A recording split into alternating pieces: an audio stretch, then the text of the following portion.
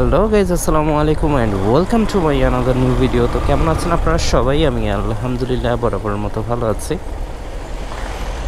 আর আজকে অনেক দিন পরে বের হয়েছি ফ্যামিলিকে নিয়ে। তো যাচ্ছি চটপটি খেতে। তো এখন বাসার আশেপাশে কোথায় আছে সেটা চিন্তা ভাবনা করে ভাবলাম যে বাসার আশেপাশেই আছে আসলে, তো এই প্লেসটাতেই যাই। যদিও এখন মাগরিবের আজান দিয়ে দিছে অলরেডি, আরও আগেই লেট হতাম, বাট রেডি হতে পারে নাই। মেয়ে মানুষ অলওয়েজ লেট। তো সেটা বড় কথা না, কথা হচ্ছে এই যে কাশফুলগুলো। এই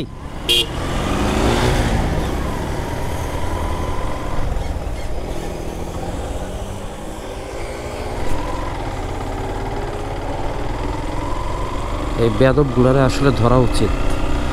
ধরে বউ,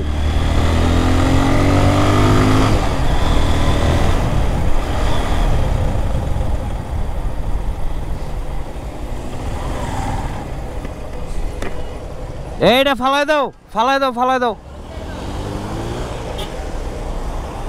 গুড বয়, ফেলে দিছে।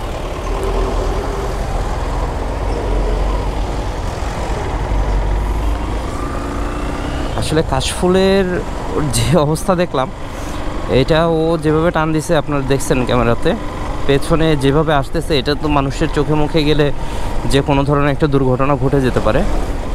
তো অবশেষে টান দিয়ে এখানে দেখলাম যে ব্রেক করলো। ও বাঁ পাশে যাবে, আমি ডান পাশে যাব। তো আমি বলার সাথে সাথেই যার হাতে ছিল সে ফেলে দিছে। গুড বয়, ভালো লেগেছে।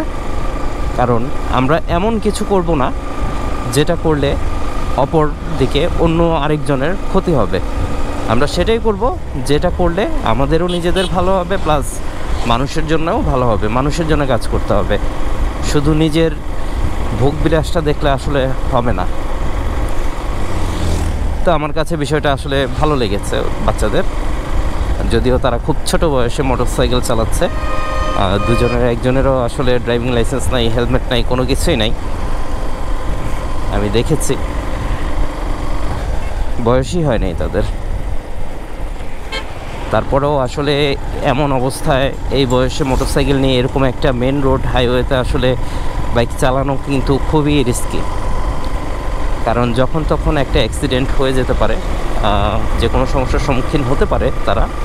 হয়তোবা একজন যে প্রপার যে চালাতে পারে, ড্রাইভিং জানে, তার ব্রেকিং কন্ট্রোল আর ওদের ব্রেকিং কন্ট্রোল কিন্তু এক হবে না, কখনোই মিলবে না। তো আজকে এ পর্যন্তই। সবাই ভালো থাকবেন, সুস্থ থাকবেন। আসসালামু আলাইকুম।